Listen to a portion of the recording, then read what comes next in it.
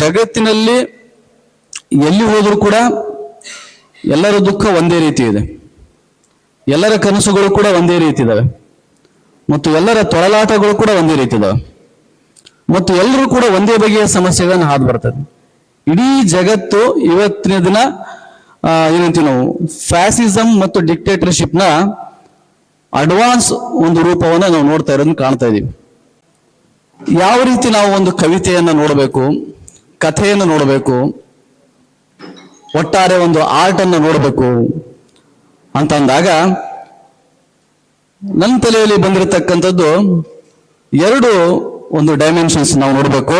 ಯಾವುದೇ ಒಂದು ಸಾಹಿತ್ಯ ಮತ್ತು ಕವಿತೆ ನೋಡಿದಾಗ ಒಂದು ಏಸ್ಥೆಟಿಕ್ ವ್ಯಾಲ್ಯೂ ಮತ್ತು ಇನ್ನೊಂದು ಹ್ಯೂಮನ್ ವ್ಯಾಲ್ಯೂ ಅನ್ನೋದು. ಬಹಳಷ್ಟು ಸಲ ಸಮಸ್ಯೆ ಆಗೋದಂದ್ರೆ ಮೌಲ್ಯಗಳ ಸಮಸ್ಯೆ. ಮೌಲ್ಯಗಳನ್ನ ಯಾರು ಸೃಷ್ಟಿ ಮಾಡ್ತಾರೆ? ಮೌಲ್ಯಗಳನ್ನ ನಾವೇ ಸೃಷ್ಟಿ ಮಾಡ್ಕೊಂಡಿದೀವ, ಅಥವಾ ನಮ್ಮ ಸಮಾಜ ಅಥವಾ ಯಾವುದು ಮುಖ್ಯವಾಹಿನಿ ಅಂತ ಏನ್ ಕರಿತೀವಿ, ಅಥವಾ ಕೆನೆ ಪದರು ಅಂತ ಕರಿತೀವಿ, ಪ್ರಬಲ ಸಮುದಾಯ ಅಥವಾ ಭಾಷೆ ಅಂತ ಕರಿತೀವಿ, ಅವ್ರು ಸೃಷ್ಟಿ ಮಾಡ್ತಾ ಇದ್ದಾವ ಅಂದಾಗ ನನಗೆ ನೆನಪಾಗೋದು ನೀಶೆಯ ಒಂದು ಮಾತು. ಅವನು ಬಹಳ ಚೆನ್ನಾಗಿ ಹೇಳಿದಾನೆ. ಏನ್ ಹೇಳಿದಾನಪ್ಪ ಅಂದ್ರೆ, if you crush a cockroach you are a hero. If you crush a cockroach, you are a hero. If you crush a beautiful butterfly, you are a villain. Morals have aesthetic criteria.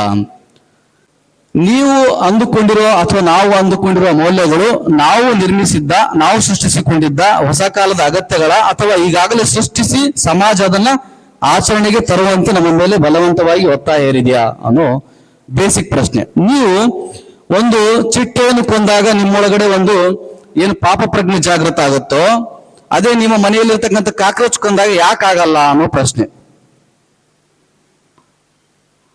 ಅಂದ್ರೆ ನಿಮ್ಮ ಈ value system ಅನ್ನ, ನಮ್ಮ value system ಅನ್ನ ಯಾರು develop ಮಾಡಿದ್ದಾರೆ? ಯಾಕೆ ನಮಗೆ ಕಾಕ್ರೋಚ್ ಅದೇನು ಅಂತ ಅನ್ಸೋದೇ ಇಲ್ಲ, ಅದೇನು ಅದು ಸಾಯಕ್ಕಾಗಿ ಹುಟ್ಟಿರುವಂತದ್ದು ಅಂತ ನಮಗೆ ಅನಿಸುತ್ತೆ ಸರಳವಾಗಿ. ಆದ್ರೆ ಒಂದು ಪಾತ್ರಗೀತಿ ಅಥವಾ ಬಟರ್ಫ್ಲೈ ಅಥವಾ ಚಿಟ್ಟೆಯನ್ನು ಕೊಂದಾಗ ಯಾಕೆ ನಾವು ಹಳಹಳಿಸುವಂತೆ ನಮ್ಮ ಮನಸ್ಥಿತಿ ಆಗಿದೆ? ಅದರ ಹಿಂದೆ ಯಾರ ಕೈವಾಡ ಇದೆ? ಏನ್ ಕೆಲಸ ಮಾಡ್ತಾ ಇದೆ? ಈ ವಿಷಯ ಕೇವಲ ಕಾಕ್ರೋಚ್ ಮತ್ತು ಬಟರ್ಫ್ಲೈಗೆ ಸಂಬಂಧಪಟ್ಟದ್ದಲ್ಲ.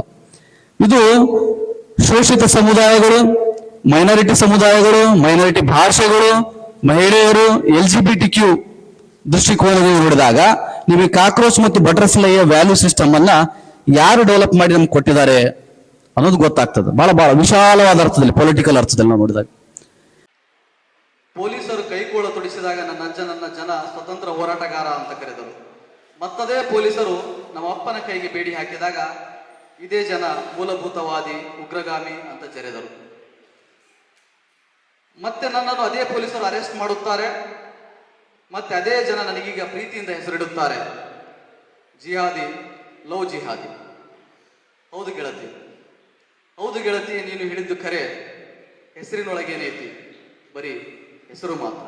ತುಳು ಭಾಷೆಯ ಗ್ರಾಮ್ಯ ಮಾಧುರ್ಯವನ್ನು ತನ್ನ ಬರೆಯದೊಳಗೆ ತುಂಬಿಸಿಕೊಳ್ಳುವ ಅಮೃತ ವ್ಯವಸ್ಥೆಯ ವಿರುದ್ಧದ ಬಂಡಾಯದ ಧ್ವನಿಯಾಗಿ ತನ್ನ ಕಾವ್ಯವನ್ನ ಜನರ ಮುಂದಿರಿಸುತ್ತಾ ಬಂದವರು. ಎನ್ನ ಕವನ ಯುದ್ಧಗೂ ಸಂಬಂಧಪಟ್ಟಿನವು. ಯುದ್ಧ ಅನ್ನು ಪಂಡಗ ಐತ ಉಲಾಯ್ಡುಪ್ಪುನಂಚಿನ ಒಂಜಿ ಪುಗೆ ಅಥವಾ ಐಟ್ಲಕ್ಕುನಂಚಿನ ಒಂಜಿ ಜೀತೆಗೆದ ಸೂದಾದ ಉಂಡ ಅವು ಏತ ಜನನು ಸುಡ್ಪುಂಡು ಅಥವಾ ಏತ ಜನನು ಬದುಕಾವಣು ಪಂಪಿನವು ಏರೆಗಳ ಲೆಕ್ಕದ ಅಂತಿನವು.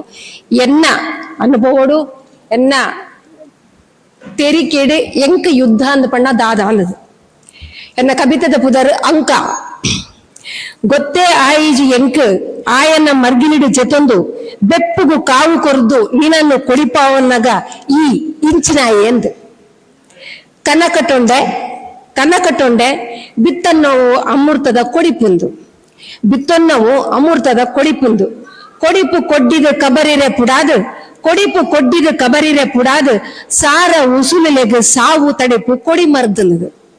ಸಾರ ಉಸುಲೆಲೆ ಸಾವು ತಡೆಪು ಕೊಡಿ ಮರ್ದನದು. ಲೆಕ್ಕಾಚಾರೋಗೆ ತಿಕ್ಕು ಜತ್ತಯಿ ಎನ್ನ ತಿಗಲಡಿಪ್ಪು ಕುಜಿಲಿ ರಡ್ಡವೇನು ಜುಂಬೊಂದು ಮೇಲ್ನಗ ಎನಲಕ್ಕನೆ ಕನಕಟಿ ಅಪ್ಪಾಡ್ಲನ ದೊಕ್ಕೆಗೆ ഈടതീത് ബോണ്ടതേരു വന്ന് തുളുനാടിന്റെ ഭാഗമായ കാസർഗോഡ് നിന്ന് വരുന്നതാണ്. ನನ್ನ കവനದ ശീർഷകെ ഗ്രന്ഥാലയത്തിലെ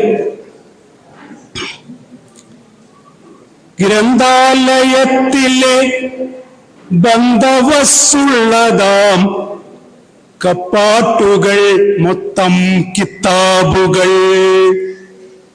ഗ്രന്ഥാലയത്തിലെ ബന്ധവസ്സുള്ളതാം ಕಪಾಟುಗಳ ಮೊತ್ತಂ ಕಿತಾಬುಗಳ.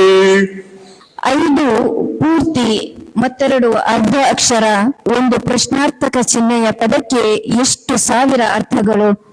ಯಾರೊಂದಿಗಿದ್ದೆ? ಏನು ಮಾತಾಡುತ್ತಿದ್ದೆ? ಏನು ಮಾತಾಡಿದೆ? ಎಷ್ಟು ಮಾತಾಡಿದೆ?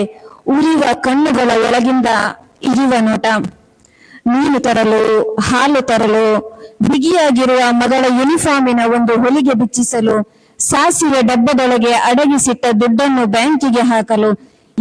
ಕವಿತೆ ಹಲಸಂಗಿ 586207. ಸೂರ್ಯ ಪೂರ್ವದಲ್ಲಿ ಹುಟ್ಟುವವ ಪಶ್ಚಿಮದಲ್ಲಿ ಮುಳುಗ್ತಾನ, ಪಶ್ಚಿಮದಲ್ಲಿ ಮುಳುಗುವವ ಪೂರ್ವದಲ್ಲಿ ಹುಟ್ಟತಾನ. ಸೂರ್ಯ ಏನೋ ಮುಳುಗ್ತಾನ ಹುಡ್ತಾನ ಶಾಣ್ಯಾರ್ ಹೇಳಿದ ಮಾತು. ನಮ್ಮ ಸೈನ್ಸ್ ಮಾಸ್ತರ್ಗೆ ಬುದ್ಧಿನೇ ಇಲ್ಲ.